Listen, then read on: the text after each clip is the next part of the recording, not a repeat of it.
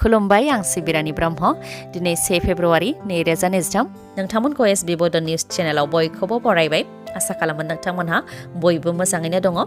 नोंथाङा जुदि एसबी बड' निउज चेनेलाव गोदानबा सानफ्रोमबो फुंनि समाव सानसेयारि खौरांखौ मोननो थाखाय एसबी बड' निउज चेनेलखौ साबस्क्राइब खालामनानै लानो हागोन लोगोसे खौरांखौ मोजां मोनोबा लाइक कमेन्ट खालामनायजों लोगोसे शेयार खालामनानै होनो हागोन जाहाथे गुबुनफ्राबो बे खौरांखौ मोननो हायो आसा खालामो नोंथाङा खौरांखौ मोजां मोनगोन आरो खौरांखौ जोबजासे खोनासंलांगोन होननानैबो आसा खालामनाय थाबाय दानिया नोंथाङा खौरांखौ खोनासंलांदो चिरां जिल्लानि रुनिकाटा हाग्रा रेन्जनि सिङाव हाग्रा सिफायनानै न' लुनानै थानाय सुबुंफोरखौ खौरां लाहैदों बनसुआ गं 50निबो गोबां नखरफोरनो माइरं दालि बायदि बायदि राननानै हैनायजों लोगोसे होस्रांजानाय बर'फोरखौ खौरां लाहैदों चिरां जिल्ला बनसुआ बिथांमोनहा फोरमायथिदों दि जोंनि बिटिआरनि ट्राइबेल बेल्ट एन्ड ब्लक ओनसोलाव ट्राइबेल नङै गोबां सुबुंफोरानो हा आवग्रिनानै न' लुनानै दं नाथाय बिथांमोनखौ नोजोर होआलासे जोंनि बर'फोरखौसो मानो होस्रांदों होननानै सोंथि खालामो बिथांमोनहा लोगोसे फोरमायथिबावदों दि हा हु गैजायै बर' सुबुंफ्रा थांनानै थानो थाखाय गोबां खस्थ' खालामनानै फिसा फिसा न' लुनानै थाफैदोंमोन नाथाय बिथांमोननि न'आ दा सिफाय जाबाय जायनि जाहोनाव बिथांमोनहा त्रिपाल सिङावसो थानो गोनां जादों लोंनो थाखाय दै गैया जानो थाखाय आदार गैया होननानै फोरमायथिदों होस्रांनायनि सिगांनो सोरखारा बिथांमोनखौ बबावबा दोननायनि आरो जानाय लोंनायनि राहा खालामनांगौमोन होननानैबो बुंथियो बिथांमोनहा दा दाउसा मावरियाफोर बायदि जानो गोनां जाबाय होननानै दुखु फोरमायथिदों बनसुनिफ्राय आरो जोंनि बड'लेण्डआव बेफोरबायदि जेंनाया दासिमबो जोबनानै थाङाखै बर' हारिया दासिमबो हाराहास्ति खालामजागासिनो दङ सोरखारा जेंनाखौ दासिमबो सुस्रांनो हायाखै नामा होननानै सोंथि खालामो बनसुनिफ्राय होस्रांनायखौ लानानै चिरां जिल्ला दुलाराय बर' फरायसा आफादाबो खौरांगिरि मेल खुंदों खौरांगिरि मेलनि गेजेरजों बिथांमोनहा फोरमायथिदों दि जेरै गोसो एरै हाग्रा सिफायनाया बेसेबांथार बेखौ गाव गावनो साननो गोनां मानोना सुबुं माहारिया मिथिंगानि खैफोदजों मोगा मोगि जानो गोनां जादों होननानै बुंथियो आरो जायफोर होस्रांजानायफोरा थांफिननो जेबो राहा गैला जाहाथे बिथांमोननो अनसुंथाइ होयो बेनि थाखाय सोरखारनिसिम खावलायगोन होननानैबो बुंथियो दुलाराय बर' फरायसा आफादनिफ्राय आरो जायफोरनिया गाव गावनि संसार बारि बागान दंखायो बिथांमोनहा ओरैनो जाहाथे हाग्राखौ फोजोबस्राङा बेनि थाखायबो खावलायहरो गुबुन गुबुन साननाय हनाय लानानै जाहाथे हाग्रा सिफाया बेनि थाखायबो खावलायहरो दुलाराय बर' फरायसा आफादा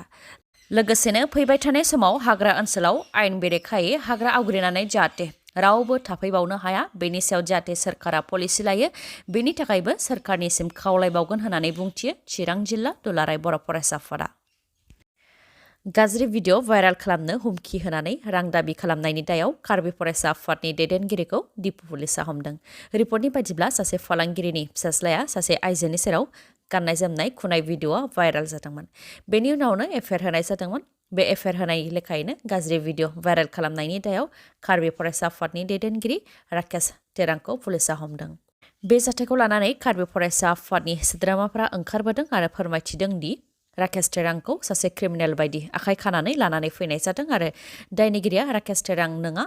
निशान जैन मुंनि सुबुङासो गुबै दायनिगिरि नाथाय पुलिसा गुबै दायनिगिरि निशान जैनखौ दासिमबो हमाखै होननानै बुंथिदों कार्बि फरायसा आफादनि सोद्रोमाफोरा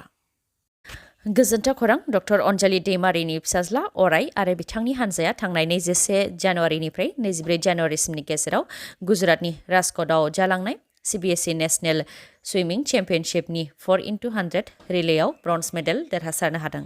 बेनि थाखाय गोग्गानायजों गाहाम हामलायनाय बोर आरो अननाय जासिहरदों डक्टर अनजालि दैमारि बिथाङा मख'नो गोनांदि बे बादायलायनायाव भारतनि अनगायैबो UAE अमान काटार आरो कुवेतनि फरायसाफोराबो बाहागो लादोंमोन चिरां जिल्लायाव होस्रांजानाय बर' बिमाफोरा फेरेंगा आरो प्रमद बर' बिथांनिसिम माखासे सोंथि बिथांमोनहा सोंथि खालामदों दि गिर्जाखौ सिफायनायाव नोंनि गोसोआ माबायदि मोनदों फेरेंगा आरो प्रमद बर' नोंथांनि मन्दिरखौ सावोबा नों माबायदि मोनगोन होननानै सोंथि खालामदों बिथांमोनहा लोगोसेनो बर' बिमाखौ नोंथांमोनहा सिनायाखै नामा होननानै सोंथि खालामदों आरो प्रमद बर' आरो फेरेंगानियाव सावा नांगासिनो दं होननानै बुंथिदों बिथांमोनहा होस्रांनायखौ दुखु मोननानै बिथांमोनहा गावसोरनि दुखु मोननायखौ बायदि रावनि गेजेरजों फोरमायथिदों बिथांमोनहा बुंथिदों दि बिटिआरआव प्रमद बर'खौ देरहासार होदोंमोन नाथाय दा नासयबाय बर' बिमानि गोरबोनिफ्राय सारिनाय दैदेनगिरि नंगौना नङा होननानैबो सोंथि खालामो बिथांमोनहा फेरेंगाखौबो सोंखारियो होननानै बुंथियो बिथांमोनहा मानोना बिथांमोननो भट होनानै देरहासार होदोंमोन आरो गोजोननि थासारि लाबोगोन होननानै सानदोंमोन बर'नो सुबिदा होगोन होननानै सानदोंमोन होननानै बुंथियो बिथांमोना लोगोसेनो बन खनग्रा अन्थाइ देख्रुबग्रा आरो ना सारग्राफोरनो न'खर न'खर साख्रि होगोन होननानै बिथांमोना डकुमेन्ट लानानै फैदोंमोन नाथाय जेबो साख्रि होआखै आरो जेबो खामानि होआखै गोदाव सोराव खालामदों होननानै बुंथियो आरो गावनि हारि आरो गावनि बिमाखौनो नासयदों होननानै बुंथियो बिथांमोनहा बेनि अनगायैबो बर' ट्राइबेल हिसाबै हाग्रायाव थानो हानायनि मोन्थाय दङ बेनिखायनो बे हायावनो थागोन जेरावबो थाङा दिनै गाग्लोबनो फैयोबा जिउ दान होगोन होननानैबो बुंथियो बिथांमोनहा लोगोसेनो गिर्जा सिफायनायखौ लानानै जोबोद दुखु फोरमायथिदों बिथांमोनहा मानोना सुबुं माहारि हिसाबै बयहाबो गाव गावनि इसोरखौ सिबिनो मोन्थाय दं बेनिखायनो हाग्रायाव थादोंबाबो खामला मावनानै जोबोद खस्थ'नि गेजेरजोंबो बे गिर्जाखौ लुदोंमोन आरो बे गिर्जानिफ्रायनो बर'नि दैदेनगिरिफोरनि थाखाय आर'ज गाबदोंमोन उपबास थादोंमोन नाथाय बे गिर्जाखौनो सिफायनानै होबाय होननानै फोरमायथिदों बिथांमोनहा लोगोसेनो गिर्जाखौ सिफायनो नाङा होननानै हाग्रा बिफाननिखौ गोबां खावलायदोंमोन नाथाय इनायै गिर्जाखौ सिफायनानै होदों होननानै दुखु फोरमायथिदों बर' बिमाया आसामनि एसपि अफिस डिआइजि अफिस आरो पुलिस हेडक्वार्टारफोराव सासे सिनियर पुलिस अफिसारफोरखौ रायजोनि थाखाय मोनफ्रोमबो वार्किं डेआव 2 घन्टायै डिउटियाव दोननाय जागोन होननानै फोरमायथिदों आसामनि गोदान डिजिपि जिपि सिं बिथाङा रायजोफोरनि अजद होनायफोरखौ जुदि थाना लेभेलाव आरो गाहाय लेभेलाव सोरबा पुलिसा खोनासङाखैबा थोंजोङै आसामनि एसपि अफिस डिआइजि अफिस आरो पुलिस हेडक्वार्टारफोराव थांनानै अजद हैनो हागोन मानोना रायजोफोरनि अजदखौ खोनासंनो थाखाय आरो रायजोफोरनि जेंनाखौ सुस्रांनो थाखाय थिखानाय सिनियर पुलिस अफिसार थागोन होननानै फोरमायथिदों बिथाङा मोनफ्रोमबो वार्किं डेआव फुंनि 11 रिंगानिफ्राय 1:30 रिंगानि गेजेराव कमप्लेनखौ हैनो हागोन आरो बेयाव बिबानाव थानाय पुलिस अफिसारफोरखौ लोगो हमनो थाखाय पास एबा गनायथि लानो जेबो गोनांथि गैया थोंजोङै थांनानै कमप्लेनखौ हैनो हागोन आरो बेफोर नियमखौ फैगौ 7निफ्राय 10 साननि गेजेरावनो जागायजेनगोन होननानै फोरमायथिदों बिथाङा बेनि अनगायैबो सोरबा पुलिसा रायजोफोरनि सायाव इनाय खालामोबा बेखौबो सहायनाय जानाय नङा होननानै फोरमायथिदों आसामनि गोदान डिजिपि जिपि सिं बिथाङा जम्मु एन्ड काश्मीराव जम्मु एन्ड काश्मीर पुलिसनि गेदेर जाफुंसारनाय जम्मु एन्ड काश्मीरनि अवन्तिपरायाव जम्मु एन्ड काश्मीर पुलिस आरो रैखाथि हान्जानि जथायै गोख्रों अपारेशन खालामनायाव 4 उदखारिफोरखौ हमनो हादों जम्मु एन्ड काश्मीरनि अवन्तिपरानि हाफु नागेनपरा हाग्रा ओनसोलाव गोख्रों सिग्रोमनानै लास्कार इ ताइबा उदखारि हान्जानि 4 उदखारिफोरखौ हमनो हादों लोगोसे उदखारिफोर थाग्रा केम्पखौ सिलिंखार खालामनायजों लोगोसे माखासे मुवा बेसादफोरखौबो बोखांनो हादों होननानै जम्मु एन्ड काश्मीर पुलिसा फोरमायथिदों जम्मु एन्ड काश्मीराव उदखारिफ्रा सुबुंनि सायाव गाग्लोबनाया बांनायखौ नोजोर होनानै गोख्रोङै अपारेशन खालामनाय जादोंमोन बेयावनो 4 उदखारिफोरखौ हमनो हादों होननानै फोरमायथिदों काश्मीर जननि एडिजिपि विजय कुमार बिथाङाबो फोरमायथिनाय बायदिब्ला काश्मीर जनाव थांनाय 2022 मायथाइयाव मोन 93 अपारेशनाव 172 उदखारिफोरखौ गावथारनो हादों आरो गावथारजानायनि मादाव बांसिनानो लास्कार इ ताइबा उदखारि हान्जानि होननानै फोरमायथिदों काश्मीर जननि एडिजिपि विजय कुमार बिथाङा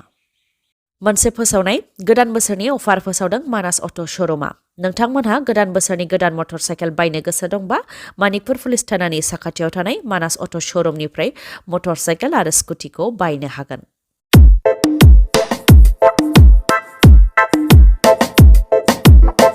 मानिकपुरनि मानास अट' श'रुमा नोंथांमोननि थाखाय गोदान बोसोरनि अफार फोसावदों अफारफोरा जाहैबाय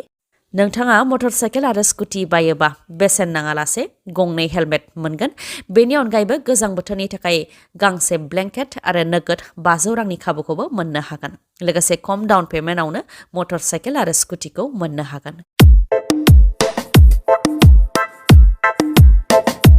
जायखिजाया कम्पानिनि मटर साइकेल आरो स्कुटिखौबो सोलायनो हानायनि खाबु दं मानास अट' श'रुमाव अब्ला नोंथाङा माखौथो नेबाय थाखो नोंथाङा मानास अट' श'रुमाव फैनानै गावनि साननायखौ जाफुंहोफैनो हागोन मिथिबावनो हास्थायोब्ला 70601255 नङाबा 9101272776 बे नाम्बाराव कल हरनानै सावरायहरनो हागोन भिडिअखौ जोबजासे नायनायनि थाखाय गोजोन्थों नोंथाङा आंनि चेनेलाव गोदानबा अन्नानै आंनि एसबि बड' निउज चेनेलखौ साबस्क्राइब खालामनानै ला बे चेनेलनि गेजेरजों नोंथाङा सानफ्रोमबो फुंनि समाव सानसेयारि खौरांखौ नुनो मोनगोन लोगोसे दिनैनि खौरांखौ मोजां मोनदोंबा लाइक कमेन्ट आरो शेयार खालामनो दाबाव गोजोन्थों